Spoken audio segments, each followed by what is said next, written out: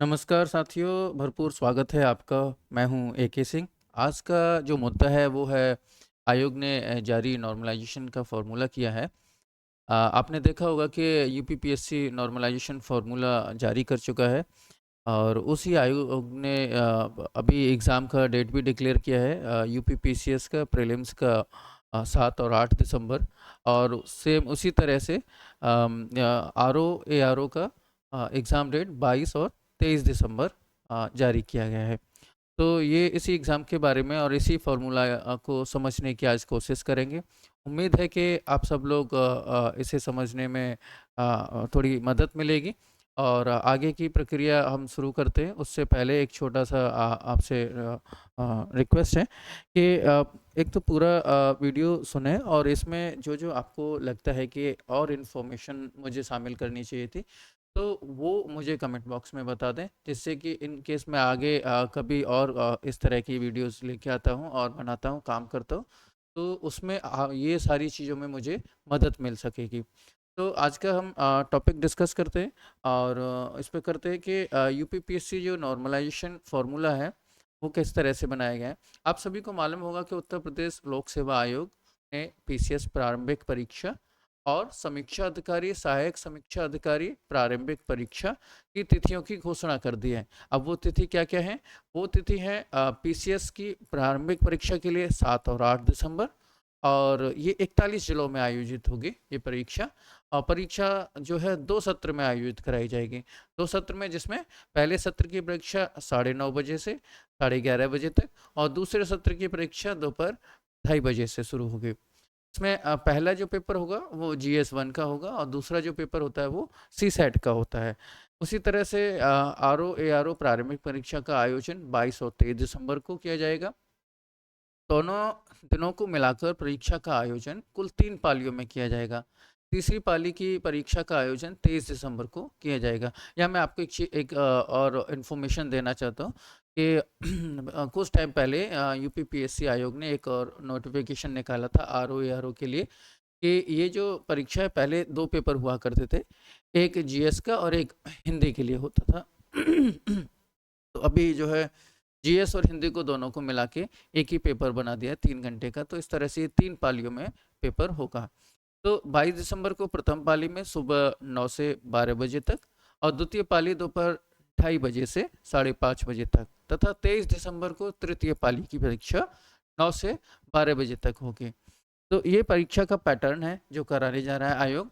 परीक्षा की तिथियां जारी करने के साथ ही आयोग ने एक अधिक शिफ्ट में होने वाली प्रारंभिक परीक्षा के लिए मूल्यांकन फॉर्मूला जारी कर दिया।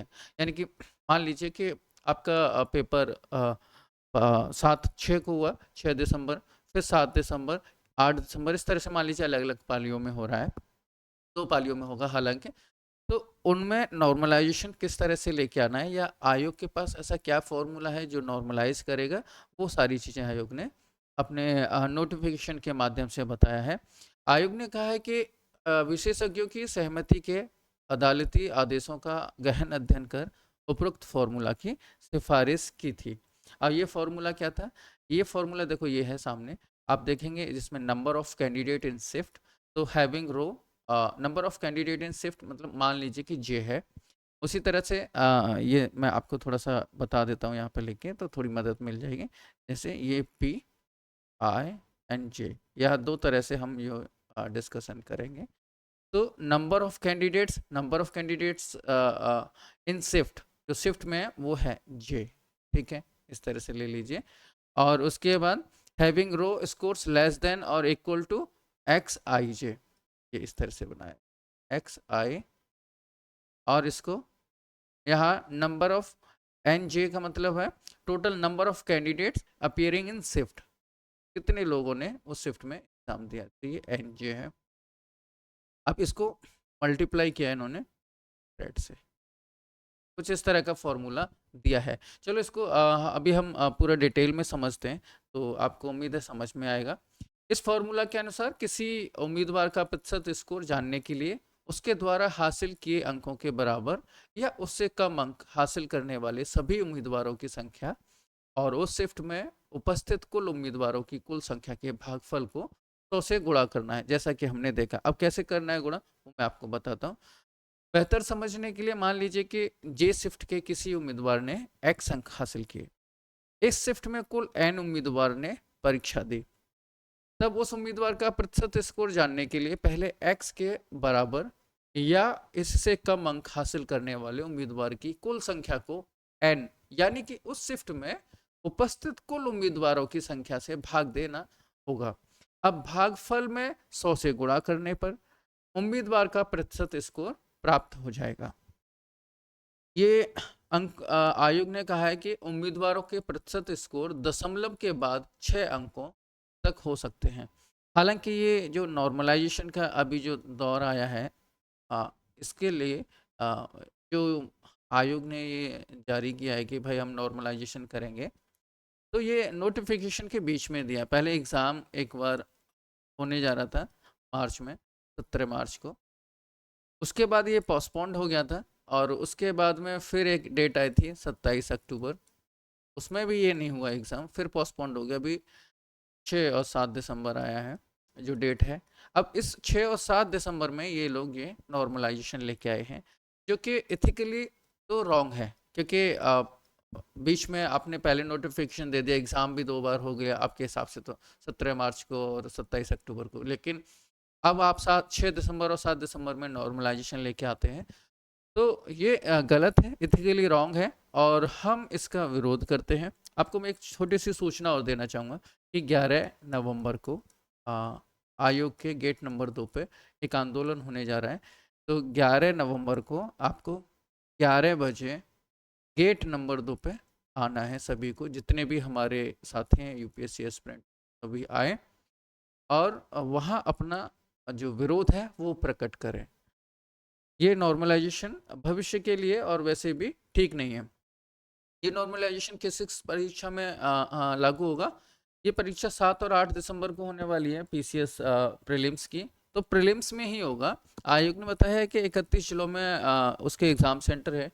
तो पहले सत्र की परीक्षा सुबह 9:30 से 11:30 बजे तक और दूसरे सत्र की परीक्षा 2:30 बजे से शुरू होगी। उसी प्रकार UP PCS RO ARO exam की जो परीक्षा की डेट है वो 22 और 23 दिसंबर है और दोनों दिनों को मिला के परीक्षा का आयोजन कुल 3 पालियों में किया जाएगा। प्रथम पाली सुबह 9 से 12, द्वितीय पाली 2:30 से 5:30 बजे तक तथा 23 दिसंबर को तृतीय पाली 9 से 12 बजे तक होगी। तो 9 से 10, 11, 12 ये 3 घंटे का होगा, यानी कि 3 शिफ्ट में बच्चे पेपर देंगे। पहले एक शिफ्ट थी, अभी आरओ और एआरओ के लिए 3 शिफ्ट कर दी गई हैं। पहले एक थी, इसका एग्ज़ाम भी हो गया था, लेकिन वो कुछ नकल की वजह से पोस्टपोन्ड हुआ था, तो अभी ये दोबारा री एग्ज़ाम है।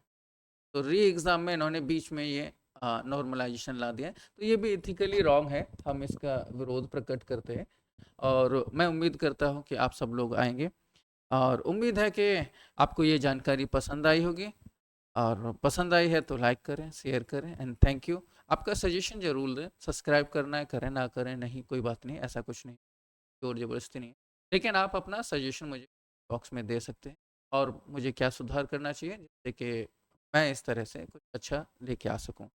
थैंक यू, बहुत बहुत धन्यवाद आपका।